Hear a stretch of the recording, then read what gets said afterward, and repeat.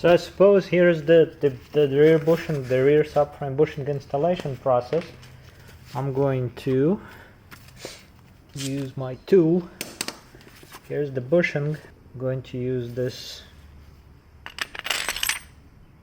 tool. So there is a threaded rod, there's this spinny nut with a like a bearing, and I'm using this cup to really center it better. This kind of starts like this. You line this up the best you can. You don't want to make this go sideways. Yeah, in a sense, misalignment is not an option.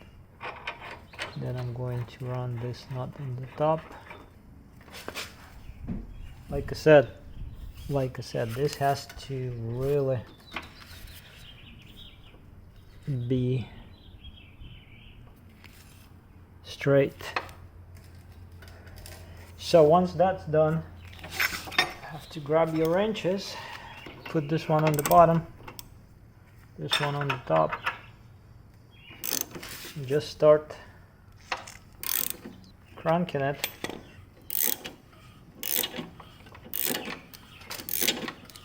Verified straightness, it is,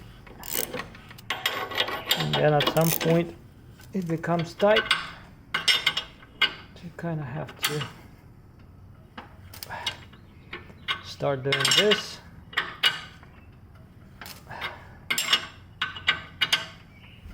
But it's going, so just keep going until this lip bottoms out against the subframe, and that's where it will stop, and you're going to feel it. So I'll just crank it all the way down or up, off camera I guess, because there is no point. So I guess it's not fair to skip this. Yeah, this thing is tight.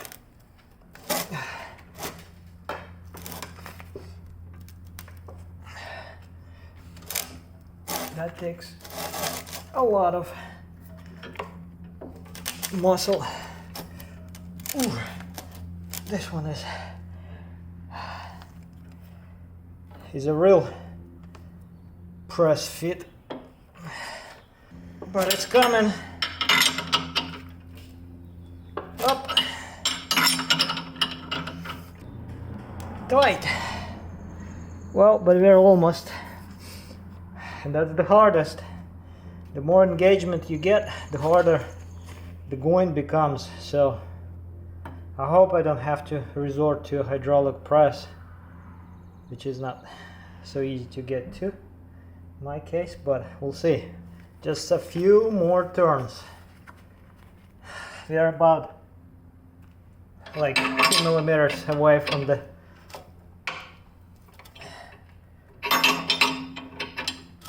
the wing.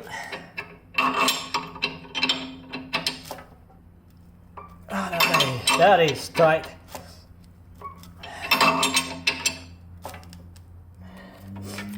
So to make sure, I'm holding this lower with my leg, lower wrench.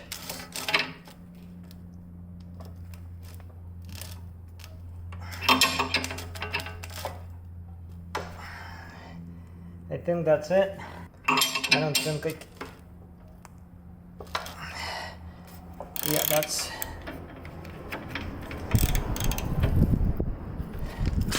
that's where it should be. Now it's time to undo this tool.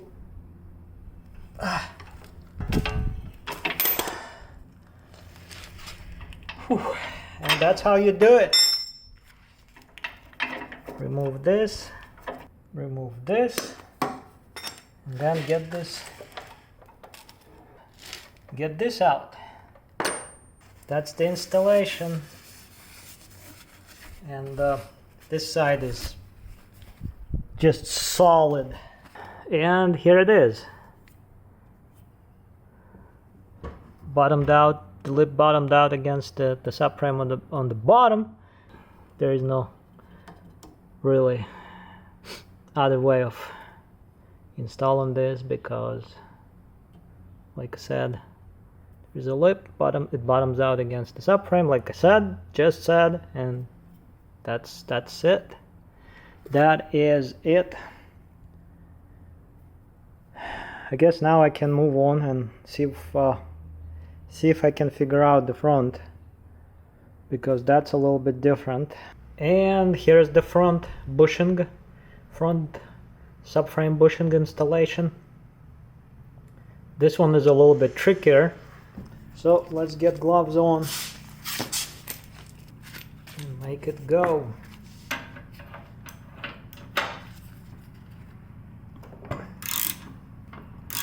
Definitely going. Also, as a side note, I measured the diameters.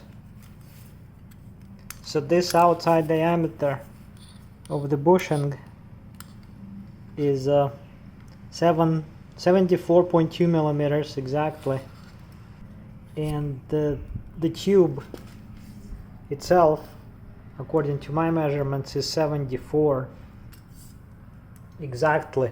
So it's about 0.2 of a millimeter interference. Supposedly this tube is not 100% round also, so I'm not sure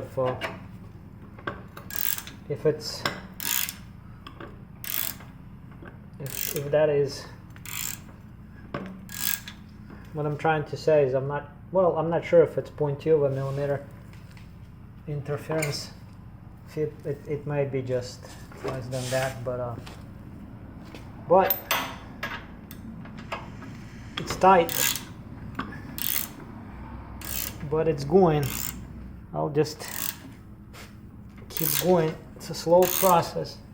So I did switch to this type of a cup at the end, but it's a nice fit and everything, but I just ran out of room. This bushing just bottomed out against the cup, and I still have about 3 millimeters to go here on the bottom, so I'll have to figure this out again. Maybe put this one on, but I wish this was just a little bit deeper. This is just a spacer to take up some extra length out, so I don't have to turn the nut on the bottom. Well, I still had to, but here's a few last moments of this bushing installation. A few more of these.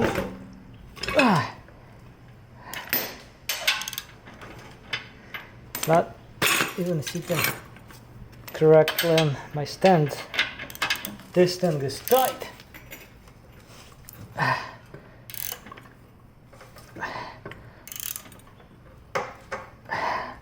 There you go. I think it's still going. Why am I bending something?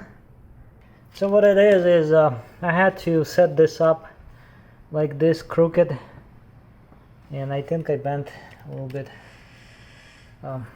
this bracket here. That's okay. Not the best. So what we learned here is that for the front bushing installation you have to really have a proper cup, because otherwise it's really difficult to set up anything against this tube. The bushing is in, bottomed out here, all the way in it is. This threads up. Everything just, this kind of worked. I have a bit of a bend here. Well, this is like, I don't know, some kind of a reinforcement, I guess. They added a really small piece of metal. I don't even know why they have it. So here's the front bushing installed, and it looks alright compared to this. I don't know why they had to make it like this. No reason. I could have turned this diameter like 15 millimeters down, and I would say 5 millimeters on the diameter. So here's the front bushing installation done, and so yeah, I have the rear, the front, and there's one more front to go, but there's nothing really to show. But that's how you install these solid bushings with pain, really. That's the subframe bushing replacement, removal and installation process on these cars, and I hope it's helpful to anyone or someone who's about to do something like that. It's a fun job, really. I guess I need to find enough energy for the last bushing installation, and I think I'm going to be done with today if I get that one in. Well, that should be it. Here's another better view of this front subframe bushing installation. I flipped the subframe upside down, I disconnected all of the suspension, and I'm at this point thinking, like, why not just paint the whole thing, give it a fresh coat of like good paint, and make it look good. Weather is pretty nice. I might actually even have a chance of cleaning this up completely and getting rid of this rust.